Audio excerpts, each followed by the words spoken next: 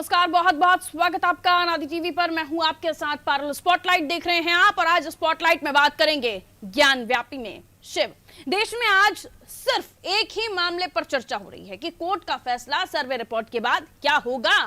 ज्ञानव्यापी परिसर में वजूखाने में मिला अवशेष जिसे हिंदू पक्ष विशाल शिवलिंग बता रहे हैं, और अगर ऐसा है तो यह हिंदू पक्ष का मानना है कि ज्ञानव्यापी मस्जिद बाबा विश्वनाथ के मंदिर को तोड़कर बनाई गई थी। तो क्या वो वाकई शिवलिंग है या जैसा मुस्लिम पक्ष बता रहे हैं कि वो फाउंटेन है। लेकिन वीडियोग्राफी हुई है, सारे चीजें कैमरे में रिकॉर्ड हुई हैं।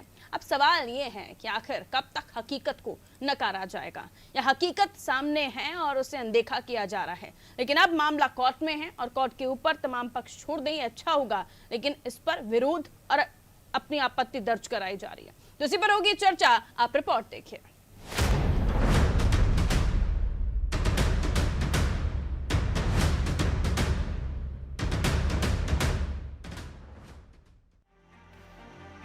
काशी के ज्ञानव्यापी परिसर में मिल गए बाबा। जिसकी नंदी प्रतीक्षा कर रही थी वो मिल गए। 12.8 फीट का मिला शिवलिंग। नंदी के सामने ही मिला शिवलिंग।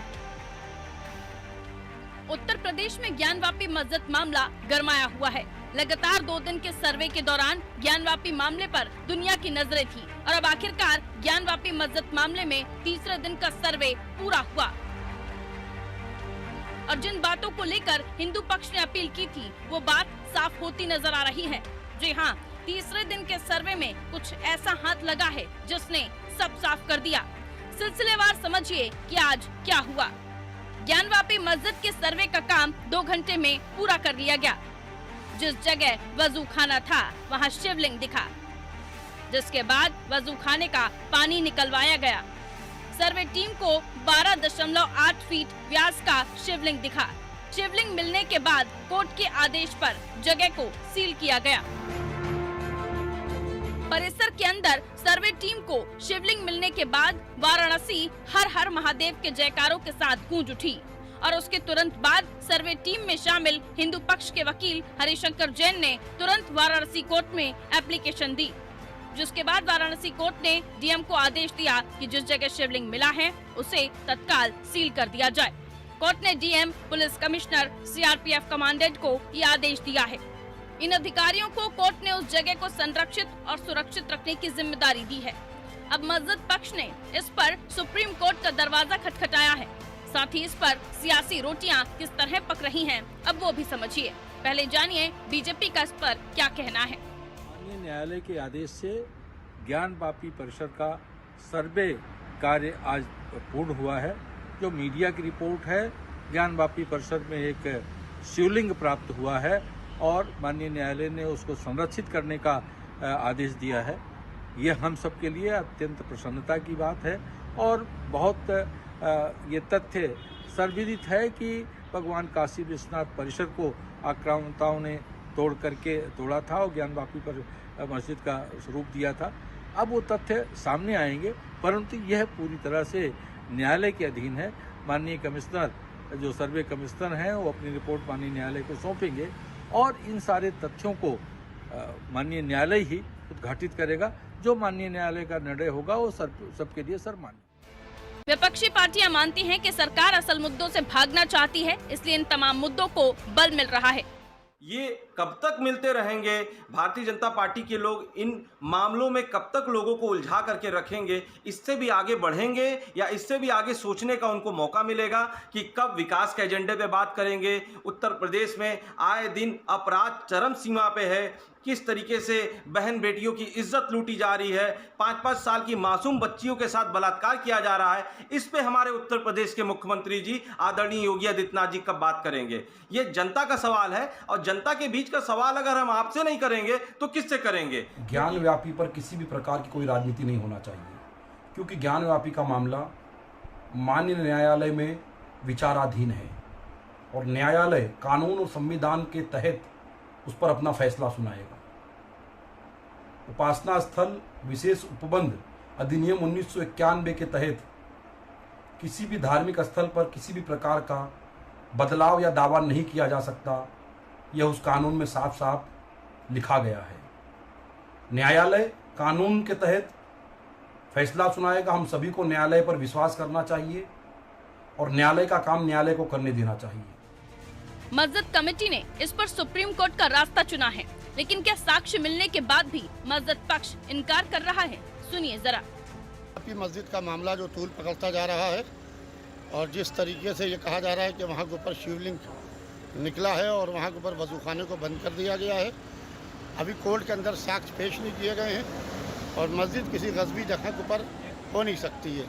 हम कोर्ट के फैसले का पूरी तरीके से सम्मान करते हैं, मगर बड़े अफसोस की बात है, मंदिर हो, मस्जिद हो, गुरुद्वारा हो, चर्च हो या जो भी इबादत की जगह हो, उसको जो है इस तरीके की सियासत में डालना ये अच्छे सेहतमंद मुल्क की निशानी नहीं है। ज्ञानवापी परिसर के सर्वे को लेकर देश में चर्चा रही और माहौल गर्म था, लेकिन हिंदू पक्ष को ये भरोसा था कि ज्ञानवापी मस्जिद में हिंदू धर्म से जुड़े अवशेष हैं। 5 महिलाओं ने जो याचिका लगाई थी, उसके बाद 2022 में इस तरह इस मामले पर कार्रवाई होगी, इसका अंदाजा किसी को नहीं था। अब इस पर कई ऐसे चेहरे सामने आए हैं जो इसे गलत ठहरा रहे हैं। इनमें से AIMIM के चीफ असदुद्दीन ओवैसी का कहना है कि 1991 में बने एक्ट के खिलाफ ये कदम है, लेकिन सर्वे में साफ है कि मंदिर तो था। अब इस पर आगे क्या कार्रवाई होती है ये देखना लाजमी होगा, क्योंकि मामला अब सुप्रीम कोर्ट तक पहुंच गया है। तो कोर्ट की तरफ से इस पर क्या टिप्पणी की जाती है, इस पर देश की निगाहें होंगी। ब्यूरो रिपोर्ट, अनादि टीवी।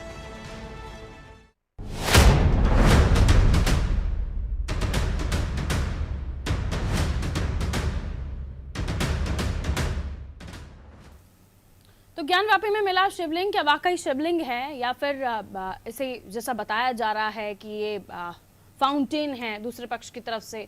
क्या कुछ हकीकत है, क्या कुछ सच्चाई है? ये तो कोर्ट में दस्तावेज जाएंगे, कागजात जाएंगे, उसके बाद पता चलेगा। लेकिन इस पर हो रही सियासत साहब, चलिए मेहमानों से आपकी मुलाकात जो हमारे साथ इस चर्चा में जुड़ रहे हैं। एडवोकेट हमाम वाहिद साहब, आप प्रवक्ता हैं कांग्रेस के। वाहिद साहब, आपका बहुत बहुत स्वागत करती हूँ। शमशेर आजाद जी हमारे साथ जुड़े हुए हैं भारतीय जनता पार्टी से। शमशेर आजाद साहब, आपका भी बहुत बहुत स्वागत। मयंक यादव जी हमारे साथ जुड़े हुए हैं सपा का पक्ष रखने के लिए। मयंक जी, आपका भी बहुत स्वागत करती हूँ। राघवेंद्र पांडे जी हमारे स्टेट ब्यूरो चीफ है, हमारे साथ जुड़े हुए हैं। राघवेंद्र जी से शुरुआत करते हुए, राघवेंद्र जी, हकीकत सब कोई जानना चाहता है क्योंकि ये ऐसा मसला है जो इस वक्त देश में चर्चा का विषय बना हुआ है। लेकिन दिक्कत ये भी है कि जिस तरह से इतने सालों बाद अब इस मामले को हम देख रहे हैं कोर्ट में जाता हुआ, हालांकि अच्छी बात है कि इस पर कभी अभी तक ऐसी कोई बड़ी घटना नहीं निकलकर सामने आई है कि जैसे आपने देखा कि बार बार ये कहा जा रहा है कि हमने कोर्ट में जाकर अपील की है, पूजा का हक मांगा है, ना कि पत्थरबाजी की है, ना कि गोलियां चलाई हैं। इस पर आपका क्या कहना है? अब इस मामले को लेकर पटाक्षेप हो जाना चाहिए, इन तब धीरे धीरे एक एक चीज सामने आ रही है तो सीधा सीधा तौर पर अब उसका भी सीधे तौर पर मसला हल होता चले। अनिश्चित रूप से देश में एक लोकतंत्र है और लोकतंत्र से ही सरकार चल रही है।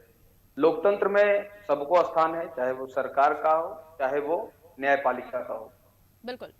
यहाँ पे सबसे अच्छी बात यह है कि न्यायपालिका के शरण में हिंदू पक्ष गया है और न्यायपालिका के ही शरण में मुस्लिम पक्ष भी गया है। वहां पर मस्जिद विश्व में वर्तमान में दिख रही है और हिंदुओं की तरफ से कहा जा रहा है कि प्राचीन ये पहले शिवालय था, विश्वेश्वर मंदिर था। तो निश्चित रूप से ये मान्यता बहुत पुरानी है। इसके अगर इतिहास में अगर आप जाएंगे तो कम से कम कितने लोगों ने अपने प्राणों की आहुति दी है, कितनी बार मंदिर तोड़ी गई, बनाई गई, तोड़ी गई, बनाई गई। और अगर आधुनिक भारत की बात करें तो 1934 से यह मामला कोर्ट में है। ये कोर्ट से होते हुए आज तक यहां मामला पहुंचा है। तो सबसे अच्छा रास्ता यह है कि सर्वोच्च न्यायालय है, सर्वोच्च न्यायालय की निगरानी में सारा मामला है। क्योंकि कल मुस्लिम पक्ष का एक मामला सर्वोच्च न्यायालय में लगा हुआ है, तो जब कोर्ट इसको निगरानी कर रहा है, और कोर्ट तो सबसे सुप्रीम है, सबसे बड़ी ताकत है। हिंदू भाई लोग अपना पक्ष लेके वहां पे गए हैं, मुस्लिम भाई लोग अपना पक्ष लेके गए हैं। कोर्ट के निगरानी में सारा मामला हो रहा है, कोर्ट को भी आगे सुनना है। यहाँ पे लोअर कोर्ट का भी मामला इसमें लगा हुआ है, हाई कोर्ट का भी मामला इसमें है और सुप्रीम कोर्ट भी इसमें है। तो सबसे बड़ी बात यह है कि संविधान के तहत, कोर्ट के तहत न्यायालय की शरण में जाकर दोनों पक्ष वहां पर गए हैं। फैसला न्यायालय को करना है, किसी को यह नहीं कहना है कि हाँ अच्छा है, बुरा है। और अक्सर ये बयान देखा जा रहा है कि अगर कोई चीज आपको पसंद हो तो कोर्ट अच्छा काम कर रहा है, पसंद नहीं है तो कोर्ट बुरा काम कर रहा है, सब मिले हुए हैं, सब सरकार से मिले हुए हैं। ये बातें नहीं होनी चाहिए। निश्चित तौर से लोकतंत्र में सबको आजादी है बोलने की, लेकिन निगरानी सुप्रीम कोर्ट अच्छी तरह से इस पूरे मामले का कर रही है। जी ठीक है, मयंक यादव जी, आपके पास आते हुए ऐसा क्यों लग रहा है कि मुद्दों से भाग रही है भारतीय जनता पार्टी? क्योंकि हम आपके सहयोगी की बाइट सुन रहे थे, उसमें उन्होंने साफ तौर पर कहा कि तमाम मुद्दे जिन पर बात होनी चाहिए उन पर बात नहीं होती और इन मुद्दों को लाया जाता है। तो क्या इन मुद्दों पर बात नहीं होनी चाहिए, आपको लगता है? इनको अगर आते भी हैं सामने तो कहीं साइड में रख दीजिए, आप इन मुद्दों को नहीं ज्यादा इंपॉर्टेंस मिलनी चाहिए? मयंक जी, इम्पोर्टेंस सभी मुद्दों को मिलनी चाहिए, लेकिन आप ये बताइए, एक निर्भया कांड पूरे देश के लिए मिसाल बन गया, उस बेटी को न्याय मिला। 2 दिनों में पिछले बांदा में 5 साल की बेटी के साथ बलात्कार हुआ, सीतापुर में 10 साल की बेटी के साथ, प्रयागराज में 13 साल की बेटी के साथ, बुलंदशहर में 8 साल की बेटी के साथ। क्या ये मुद्दे नहीं है? अरे मासूम बच्चियों के साथ बलात्कार हो रहा है, योगी आदित्यनाथ का थानेदार थाने में बैठकर बलात्कार करता है, क्या ये मुद्दे नहीं है? अरे एक निर्भया कांड से जब पूरा देश हिल गया था, उस बेटे को आखिर न्याय मिला, पूरा देश एक हुआ, तो भाई इन मुद्दों को क्यों दबाया जा रहा है? देखिए, जो फैसला न्यायालय को करना है, वहां पर शिवलिंग मिला कि फव्वारा है, ये मामला न्यायालय में है, फैसला न्यायालय को करना है। आज सभी लोग अपना अपना पक्ष रख रहे हैं कि वहां पे शिवलिंग मिल गया, फव्वारा मिल गया, ठीक है। वो फैसला जो न्यायालय को करना है, वो हम आप या डिबेट में बैठा हमारा कोई भी साथी नहीं करेगा, वो फैसला न्यायालय को करना है। बस अगर कोई पक्षकार है तो वो अपना अपना पक्ष रखेगा, लेकिन हमारे लिए सबसे बड़ा मुद्दा ज्ञानवापी की आड़ में, आपको शायद जानकारी हो, ज्ञानवापी के आड़ में रेलवे के 72,000 थर्ड ग्रेड के पद खत्म कर दिए गए, 85,000 और पद खत्म करने के लिए प्रक्रिया चल रही है। और सेना के पिछले 3 साल में 97,000 पद खाली है, कोई भर्ती नहीं निकली है। हमारी मूलभूत जरूरतें, हमारे मेन मुद्दे जो हैं वो रोजगार होना चाहिए। महंगाई पे तो आज हर गली में जिस भी दुकान पे खड़े हो, चौराहे पे खड़े हो, नुक्कड़ पे खड़े हो जाए, हर व्यक्ति आपको महंगाई की बात करते हुए मिल जाएगा, कोई भी मंदिर मस्जिद की बात करते हुए नहीं दिखेगा। आप लोग ग्राउंड रिपोर्टिंग करते हैं, हमारे तमाम साथी तमाम राजनीतिक दलों से हैं, ये लोग भी ग्राउंड पे रहते होंगे, लोगों से साक्षात्कार करते होंगे, तो सबसे बड़े मुद्दे जो हैं उनको मंदिर मस्जिद के आड़ में दबाया जा रहा है, ये तो एक सच्चाई है, इस सच्चाई से कोई भाग नहीं सकता है। मीडिया अगर चाहेगी तो इन बेटियों को न्याय मिलेगा। ये पिछले 2 दिनों के हम बता रहे हैं, अभी एक योगी आदित्यनाथ की पुलिस एक आरोपी को पकड़ने गई, उसकी मां को गोली मार दी। बताइए, ये योगी आदित्यनाथ की पुलिस है? आते हैं माननीय मयंक जी, हर खबर को हम उठाते हैं और हर खबर को हम उस पर सवाल भी उठाते हैं, और बीजेपी से भी आप हो या सपा से आप हो, आपसे भी सवाल होते हैं। और अभी इस कार्यक्रम में इसलिए भी हम चर्चा कर रहे हैं क्योंकि जिस मैटर को रखा है सामने, इसको लेकर यह भी कहा जाता है कि साहब, ये अगर आपके समय पर अगर इसे बंद नहीं किया जाता, यानी जो महिलाओं की रोज वाली पूजा थी वो नहीं बंद की जाती, तो शायद ये मसला खड़ा ही नहीं होता। इस पर क्या कहेंगे आप? देखिए, बात जो हो रही है, आपने जो सवाल हमसे पूछा कि हमारे मेरा दूसरा सवाल भी पुट कर दिया ना मैंने, अब उस पर जवाब दीजिए। हाँ, तो देखिए भाई, जो सीता देवी जी थी, मंजू व्यास जी थी, लक्ष्मी देवी जी थी, रेखा पाठक जी थी, राकेश सिंह, इन लोगों को लगा कि भाई हमें भी वहां पर पूजा करने के लिए, श्रृंगार देवी पूजा करने के लिए जगह मिलनी चाहिए, वहां पर स्पेस मिलना चाहिए। तो उनको वहां पे मौके पर जाके उन लोगों ने देखा, उनको लगा, तब उन लोगों ने मामले को न्यायालय पहुंचाया। जो मामला न्यायालय का उसको बंद करवाने वाला कौन? कैसे कर सकते हैं हम? पहले तो पूजा रोज ही होती थी ना, उसे बंद किसने करवाया था? देखिए, ये इसकी अभी हमें जानकारी नहीं है और इसके बारे में बोलना मैं कुछ उचित भी नहीं समझता हूँ, जिस चीज की जानकारी ना हो। ठीक है सर। जो मामला न्यायालय का है, अब उसका फैसला न्यायालय को करना है। चीजें जिस पर आपकी नब्ज दबे उचित नहीं समझता हूँ, बोलना ही ठीक होगा। मैं लौट रही हूँ आपके पास मयंक जी। शमशी आजाद जी हमारे साथ जुड़े हैं। क्यों मुद्दों से भाग रहे हैं शमशी आजाद जी? भारतीय जनता पार्टी के जो फेवरेट मुद्दे हैं उन पर ही बात कीजिएगा, कभी जनता के मुद्दों पर, कभी बेटियों के मुद्दों पर, कभी बढ़ रहे अपराध पर नहीं बात कीजिएगा। देखिए पारुल जी, हम हर मुद्दे पर बात करते हैं और जनता के बीच में जाकर ग्राउंड रिपोर्ट पर हम सारा काम करते हैं। हमने अपने मंत्रियों को भी आदेश दिया था कि 15 मई तक सारी रिपोर्ट वहां पर प्रस्तुत करें। हमने अपने अधिकारियों को भी कहा है कि 15 मई तक सारी रिपोर्ट, सारे जिलों की समीक्षा बैठक करके रिपोर्ट दें वहां पर। तो हम जन समस्याओं को लेकर बहुत कुछ कर रहे हैं जमीनी स्तर पर। अब देखेंगे, हमने 27 भ्रष्ट ऑफिसरों के खिलाफ भी एक लिस्ट बनाई है, तो इस तरीके का हम कह रहे काम कर रहे हैं। 19 से 20 घंटों के बीच में 4 से 6 जगहों पर मासूम बच्चियों के साथ घटनाएं हो जाती हैं। वो कहते हैं उन पर आप लोग बात ही नहीं करते।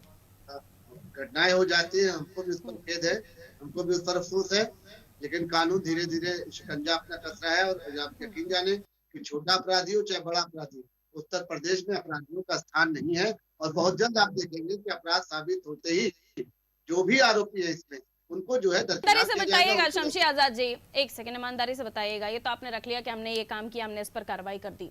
अब मेरा अगला सवाल ये है कि जिस मामले को लेकर अभी कागजात कोर्ट में गए नहीं हैं, लेकिन कई लोगों ने वहां पर जश्न मनाना शुरू कर दिया, हर हर महादेव के नारे लगे। आस्था सभी की अपनी अपनी है, लेकिन क्या आपको लगता है बहुत जल्दबाजी नहीं है? कागज तो पेश हो जाने दीजिए कोर्ट में, उसके बाद लगाइए खूब नारे, खूब खुशियां बनाइए, खूब मिठाइयां बांटिए।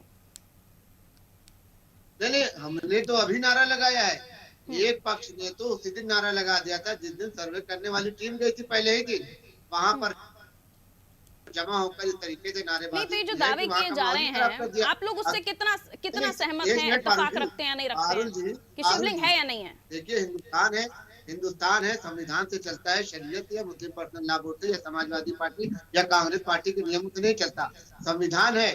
और वहां पर महिलाओं ने अगर आरती करने की, पूजा करने की अपनी जो है अपील की है, और उसके बाद उन्होंने सर्वे कराने की मांग की है। और आपने देखा कि आज जो तथ्य निकल कर आए हैं, जो एक अंदर से, मैं बीजेपी का स्टैंड जानना चाह रही हूँ सर, उसके बाद मेरा अगला सवाल होगा। अभी इस पर कोई दावा करना यहाँ पर बिल्कुल गलत होगा, क्योंकि वो जो है कॉन्फिडेंशियल रखा गया उसको। लेकिन जो सर्वे करने वाली टीम गई थी, जिन्होंने अपनी आंखों से वहां पर देखा, और जिनका ये दावा है, ये भगवान शिव की नगरी है, काशी है, यहाँ पर जो है ये गौरी का जो है वहाँ पर मुख जो जिस तरफ होता है उसी तरफ शिव जी होते हैं। तो वहाँ पर एक प्रमाण मिला है, अब उसको कोर्ट में पेश किया जाएगा। कल कोर्ट में पेश करने की उसकी तारीख है, और एडवोकेट वहाँ पर, यानी आपका ये कहना है कि थोड़ा सा इत्मीनान से इंतजार कर लीजिए, चीजों को और सामने आ जाने दीजिए, उसके बाद साफ हो जाएगा, यही कह रहे हैं ना आप? शमशी आजाद जी, ठीक है, डिस्कनेक्ट हुआ है, मैं लौटूंगी आपके पास। और 2 सवाल है मैं जो लेना चाह रही थी आपसे, वापस लौटूंगी। ठीक है, हमाम वाहिद साहब, एक बार फिर से स्वागत करते हुए पक्ष जान लेती हूँ पहले, क्या चाहती है कांग्रेस इस मामले में? क्या है वहां पर, किसके साथ है आप, हिंदू पक्ष के साथ या मुस्लिम पक्ष के साथ? दीजिए जवाब।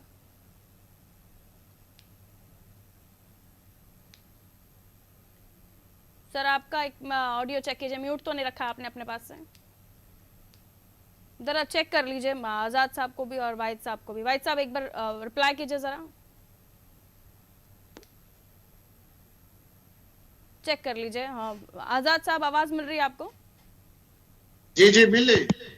आजाद साहब, मसला ये है कि ये आरोप लग रहे हैं आपके ऊपर, इन तमाम चीजों के साथ आप आगे 2024 का स्वप्न सजा रहे हैं सर, इन्हीं के साथ चलेंगे आप? राम मंदिर के बाद आपको यही मुद्दे दिख रहे हैं और कुछ नहीं दिख रहा? पारुल जी, भारतीय जनता पार्टी ने कभी चुनाव में भगवान का सहारा नहीं लिया है। ना हम भगवान को किसी मामले में लेकर आते हैं, न धार्मिक मुद्दा भड़काने की कोशिश करते हैं। यहाँ पर कानून की बात है और सर्वे कराने की मांग है। अगर सर्वे हो रहा है तो उसको सर्वे को होने देना चाहिए। लोग सियासत नहीं विवाद पैदा करने का यहाँ पर लोग देते हैं, क्या में हवाला देते हैं। अरे सर्वे का मतलब ये है कि स्थिति की जानकारी लेना कि यहाँ पर है क्या, स्थिति को बनाना या बिगाड़ना नहीं है। जो प्रारूप है, जो रूप में, जिस रूप में मस्जिद वहाँ पर है, उसको कहीं से भी 2024 में भी हम मंदिर बनाएंगे, यही कहेंगे?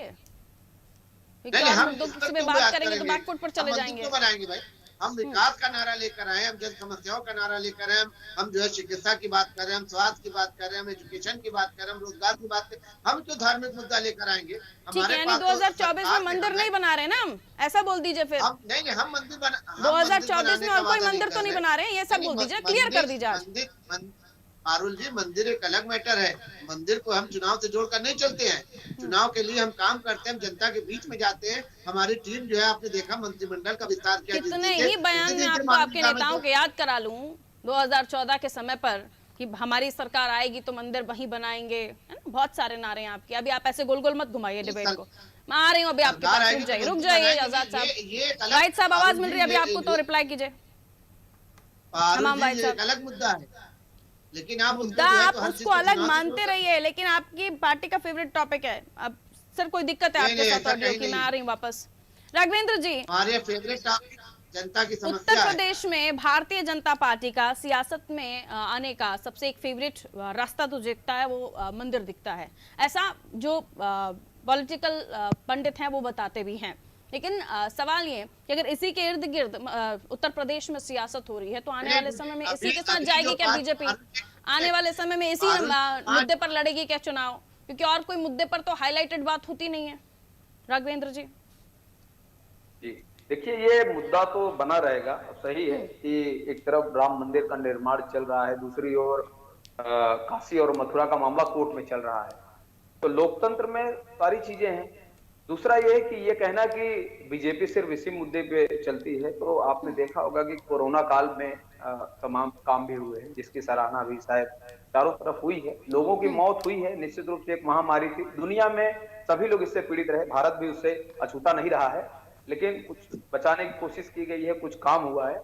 रही बात विकास का, देखिए दो चीजें आप समझिए।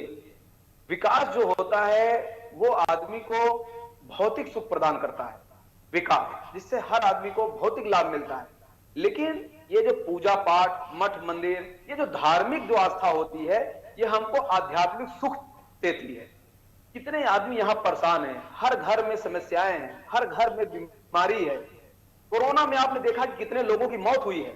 हर आदमी जाएगा कहां, वो किसके शरण में जाएगा? वो कि निश्चित रूप से अपने अपने, चाहे उसके जो देवी देवता हो, प्रवचन हो, या जो भी तमाम जो धर्म है, तो इन सब चीजों से एक आध्यात्मिक सुख मिलता है। भौतिकता के साथ साथ धार्मिक सुख बहुत जरूरी है, आप इसको नकार नहीं सकते।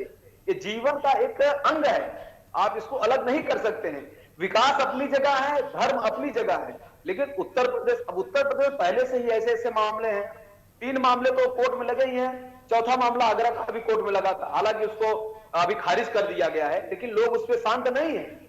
लोग उसमें तमाम तरह की बातें बता रहे हैं, इतिहास बता रहे हैं, किताबों का जिक्र कर रहे हैं, तमाम पत्राचार का जिक्र करते हैं। ये ठीक है, लेकिन अब इस मुद्दे पर सुप्रीम कोर्ट की टिप्पणी का इंतजार करना होगा कि वहां से क्या निकलकर सामने आता है, तभी ये तमाम चीजें जिसको लेकर हम चर्चा कर रहे हैं इसमें क्या हकीकत होता है ये सब सामने आएगा। मैं अब 30 सेकंड के साथ आगे बढ़ूंगी। मयंक जी क्या कहिएगा, इस चीज में तो जनता की आस्था जुड़ी हुई है, जनता चाहती है सब चीजें, तो कोई कौन होता है कुछ भी बोलने वाला?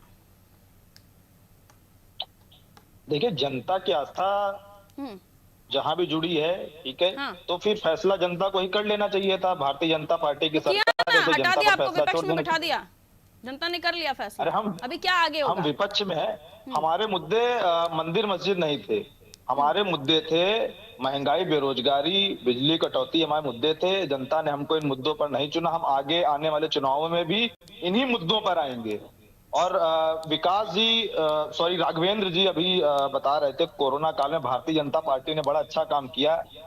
राघवेंद्र जी आप जाके जानकारी फिर कर लीजिएगा। 2 मई के बाद योगी आदित्यनाथ जी जब उत्तर प्रदेश आए, उसके बाद कोरोना से बीमारी से जो भी हमारे यहाँ मूलभूत जरूरतें नहीं थी, चाहे वो ऑक्सीजन गैस की जरूरत हो, दवाइयां हो, अस्पताल में बेड हो, 2 मई के बाद इन पर काम शुरू हुआ, उसके पहले नहीं। और 2 मई तक कोरोना की जो लहर होती है, आपको भी और सभी महानुभावों को जानकारी होगी, वो लहर कमजोर पड़ने लगती है।